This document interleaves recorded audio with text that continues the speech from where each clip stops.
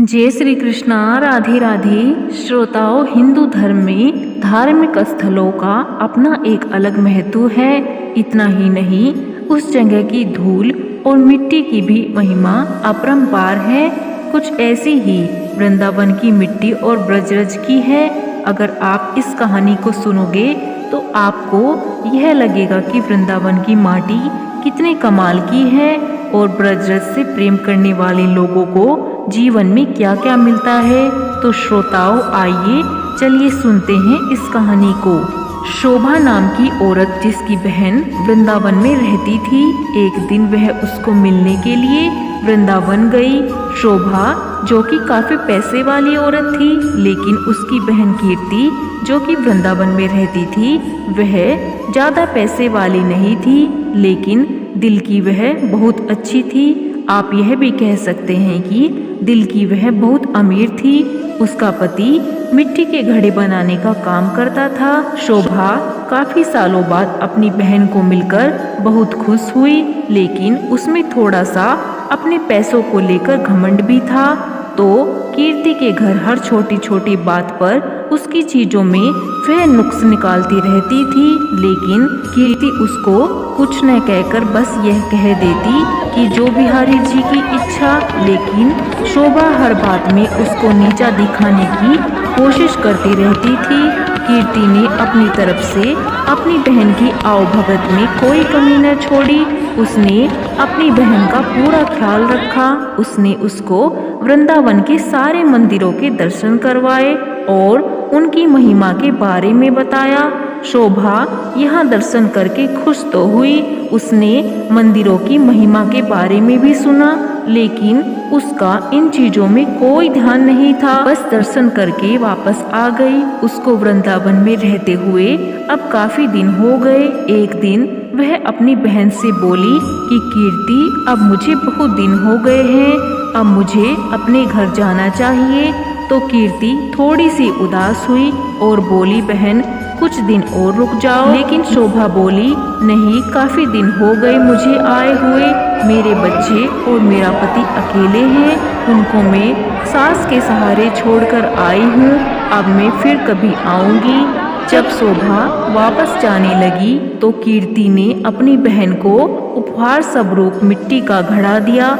घड़े को देखकर शोभा हैरान सी हो गई और मन में सोचने लगी, क्या कोई उपहार में भी घड़ा देता है। लेकिन कीर्ति के बार बार आग्रह करने पर उसने घड़ा ले लिया। जब शोभा जाने लगी तो कीर्ति की आंखों में आंसू थे, लेकिन शोभा उससे नजरें चुराती हुई जल्दी जल्दी वहां से चली गई। सारे रास्ते शोभा यही सोचती रही कि मैं घर जाकर अपनी सास और पति को क्या बताऊंगी कि मेरी बड़ी बहन ने मुझे घड़ा उपहार के स्वरूप में दिया है। तो उसको इस बात से बहुत ही लज्जा आ रही थी। तो उसने सोचा कि मैं घर जाकर झूठ बोल दूंगी कि घड़ा मैं खरीद कर लाई हूँ, मुझे तो मेरी बहन ने काफी कुछ दिया है। इसी तरह सोचती सोचती शोभा अपने घर पहुंची। उसने घर जाकर घड़ा अपनी रसोई के ऊपर रख दिया। उसको मन में बहुत ही गुस्सा आ रहा था कि मेरी बहन क्या इस लायक भी नहीं थी छोटी बहन को कुछ उपहार में दे सके। एक घड़ा सा पकड़ा दिया। अब उसको तभी अचानक उसको अपनी बहन के दिए हुए घड़े की याद आई। तो उसने रसोई के ऊपर से घड़ा उतारा और फिर चल पड़ी। बड़ी दूर पानी भरने के लिए जब कुएं पर पहुंची तब भीड़ कम हो चुकी थी। वह घड़े में पानी भर कर लाई। तभी उसका पति खेतों से वापस आया। गर्मी अधिक होने के कारण वह गर्मी से बेहाल हो रहा था और आकर कहता, शोभा, क्या घर में पानी है? क्या एक गिलास पानी मिलेगा? तो शोभा ने कहा, हाँ, मैं अभी पानी भरकर लाई हूँ। तभी उसने उस घड़े में से एक गिलास पानी भरकर अपने पति को दे दिया।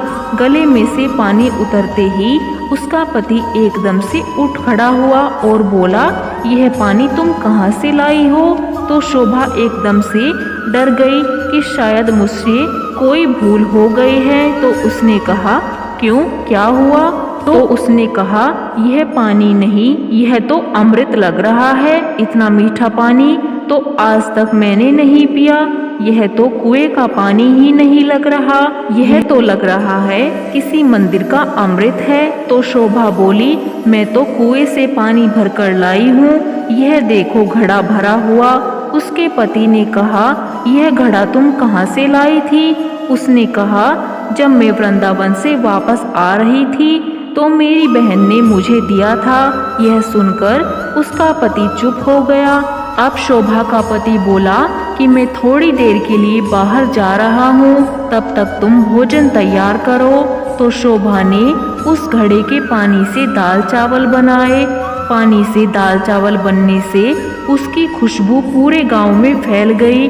गांव के सब लोग सोचने लगे कि आज गांव में कहाँ उत्सव है जो इतनी अच्छी खुशबू आ रही है।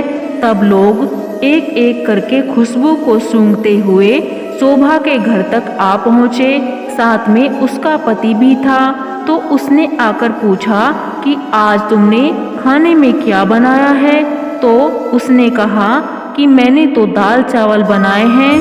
तो सब लोग हैरान हो गए कि दाल चावल की इतनी अच्छी खुशबू।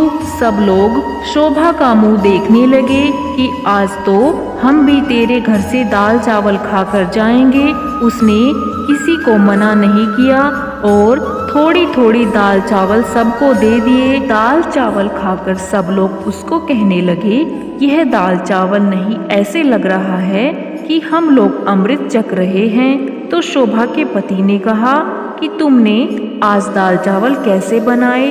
उसने कहा कि मैंने तो यह घड़े के जल से ही दाल चावल बनाए हैं। शोभा का पति बोला, तेरी बहन ने तो बहुत अच्छा उपहार दिया है। अगले दिन जब शोभा घड़ा भरने के लिए जाने लगी तो उसने देखा घड़ा तो पहले से ही भरा हुआ है। उसका जल वह जो तूने मुझे घड़ा दिया था, यह तो बहुत ही चमत्कारी घड़ा है। मैंने तो तुझ समझकर इसको रसोई के ऊपर रख दिया था, लेकिन कल से जब से मैंने इसमें जल भरा हुआ है तब इस पर साक्षात किशोरी जू और ठाकुर जी नंगे पांव चलते हैं। उसी रज से यह घड़ा बना है। यह घड़ा नहीं, साक्षात किशोरी जी और ठाकुर जी के चरण तुम्हारे घर पड़े हैं। किशोरी जी और ठाकुर जी का यही स्वरूप तुम्हारे घर आया है। यह सुनकर उसकी बहन अपने आप को कोसती है और बहुत ही ज्यादा शर्मिंदा होती है। अपनी बहन के कदमों में गिर पड़ी और बोली, बहन मुझे क्षमा कर दो, जो मैं वृंदावन की माटी की महिमा को जान न सकी। जिसकी माटी में इतनी शक्ति है तो उस बाके बिहारी और लाडली जू में कितनी शक्ति होगी। मैं अज्ञानी मूर्ख न जान सकी। मुझे ब्रज की रज की महिमा और उसकी महत्वता का नहीं पता था। मुझे क्षमा कर दो। तो उसकी बहन उसको उठाकर गले लगती हुई बोली, बहन किशोरी जी और ठाकुर जी बहुत ही करुणा अवतार है तुम्हारे ऊपर। उनकी कृपा थी जो इस घड़े के रूप में, इस रज के रूप में तुम्हारे घर पधारे। शोभा बोली, बहन तुम्हारे ही कारण मैं धन्य हो उठी हूँ, तुम्हारा लाख लाख धन्यवाद। यह कहकर दोनों बहनें आंखों में आंसू भरकर एक दूसरे के गले लगकर रोने लगी।